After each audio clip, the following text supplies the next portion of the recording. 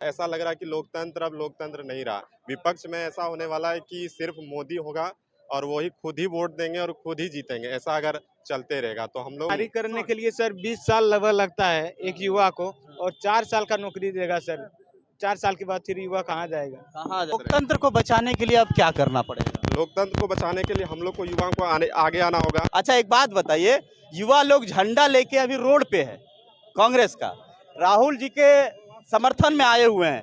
युवाओं को इस रोड पे झंडा लेके आने की जरूरत क्यों पड़ी? आप इसका जवाब दीजिए। देखिए, जैसे भारत जोड़ो यात्रा और भारत न्याय यात्रा, ये दोनों देश में जो लहर है, हर एक चाहता है कि एक निष्पक्ष सरकार आए जो गरीब लोगों के लिए और जितने भी उस क्लास में आते हैं जो अपनी रोज की रोटी नहीं खा सकते, जो दिहाड़ी करते हैं, मजदूरी करते हैं, उन लोगों के लिए यहाँ पर बहुत ही ज़्यादा जो है दिक्कतें हैं।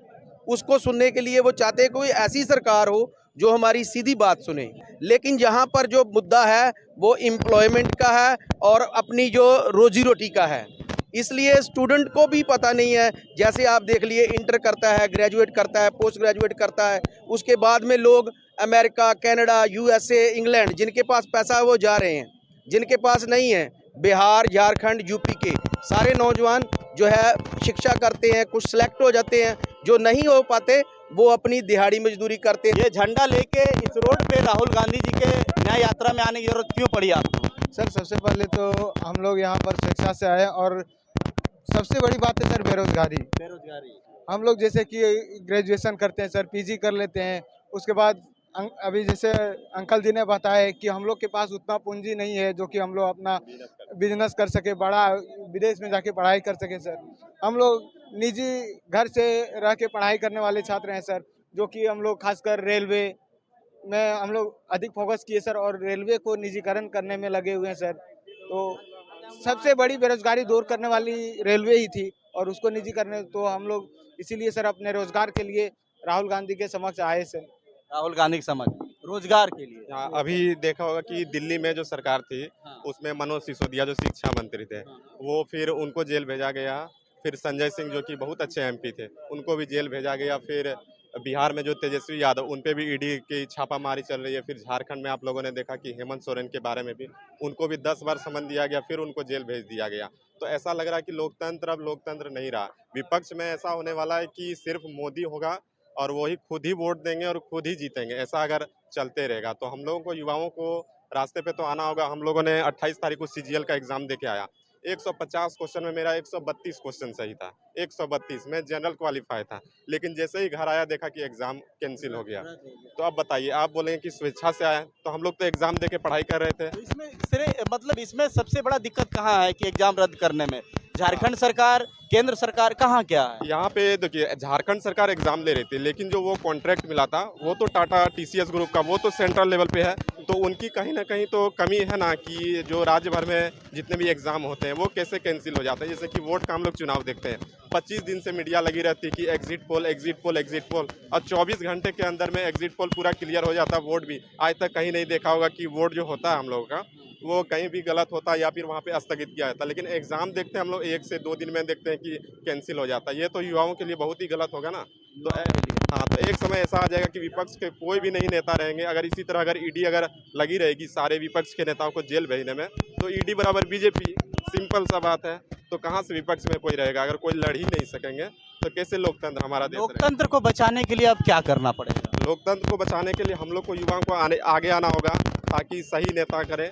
जो पिछला बार जो ईवीएम सिस्टम था बैलेट पेपर के माध्यम से, तो उनमें से जो सक्रिय होगा, जो सबसे अच्छा है वोट का माध्यम, जिसमें कि फ्रॉडबाजी वगैरह नहीं हो, वो सबसे अच्छा हम लोग के लिए हो सकता है। जिसमें कि एक जगह भी डुप्लीकेट ना हो, कि वोट पड़े तो एकदम सही मात्रा में जाए, किसको वोट पड़ा है, कौन जीते हैं, वो एकदम सक्रिय होना चाहिए। पूरा ट्रांसपेरेंसी होना चाहिए उसमें। हाँ, आप लोग अपना परिचय। मैं मुकेश कुमार दास, थाड़ी दुल्लमपुर गाँव देवघर से हूँ। मैं देवानंद कुमार सागर, ग्राम लखनगढ़िया, मथुरापुर से हूँ। जब वोट देने के बाद उनको उनका हक नहीं मिलता है, चाहे वो उस जिस गांव में रह रहा हो उस गांव का रोड हो, चाहे उसका जो भी कुछ है, नहीं मिलता है, तो अब उनको हक अपना कैसे लेना पड़ेगा? इसमें एक ही हाँ हाँ रास्ता बचता है, डेमोक्रेसी। हाँ, डेमोक्रेसी उसका सबसे बड़ा एग्जाम्पल एक ही हो सकता है कि एजुकेशन सिस्टम।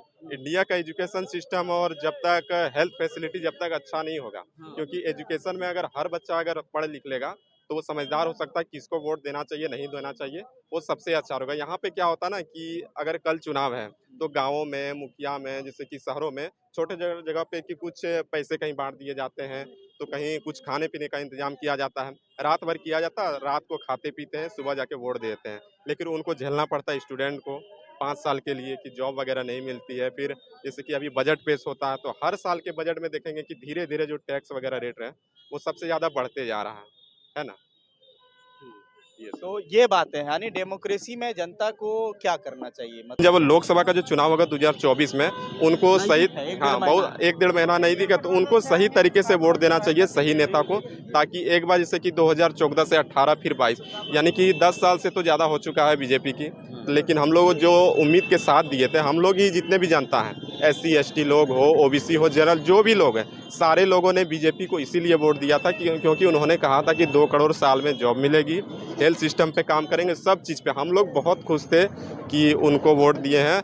जब पहला 2 दिन के जब न्यूज़ आया तो देखा गया कि 24 घंटे वो काम करते हुए नज़र आ रहे थे।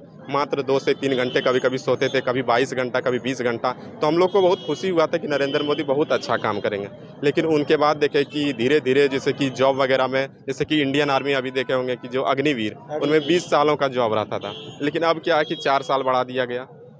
अब बताइए, जहाँ पे 20 साल 25 साल को कोई लड़के अगर जॉब करते थे, उनको अगर 4 साल दिया जाए, IPL का सिस्टम हो गया, हाँ, पूरी तरह से नीलामी की तरह होता है कि तो 4 वही ना साल। हो गया कि अब IPL का सिस्टम हो तैयारी गया। करने के लिए सर 20 साल लगभग लगता है एक युवा को, और 4 साल का नौकरी देगा सर। 4 साल के बाद फिर युवा कहाँ जाएगा? कहाँ जाएगा? वही से। मतलब युवा युवा अब कहाँ जाएगा? कुल मिला के ये है, न्याय यात्रा की जरूरत इसलिए पड़ी कि युवा अब कहाँ जाएगा। बेरोजगारी, भूखमरी और करप्शन जो भी है, वो सारी चीज़ों को, तमाम चीज़ों को लेके भारत न्याय यात्रा की जरूरत पड़ी। युवा इसलिए आज आए और झंडा स्वेच्छा से उठाए। राहुल गांधी का समर्थन देखने को मिला है। आप तमाम जनता जनार्दन क्या कुछ कहेंगे इस न्याय यात्रा को लेके, और हमारे साथी मुकेश जी के विचारों को लेके कमेंट करके जरूर बताइएगा। मिलते हैं फिर अगली कड़ी में, तब तक के लिए जोहार।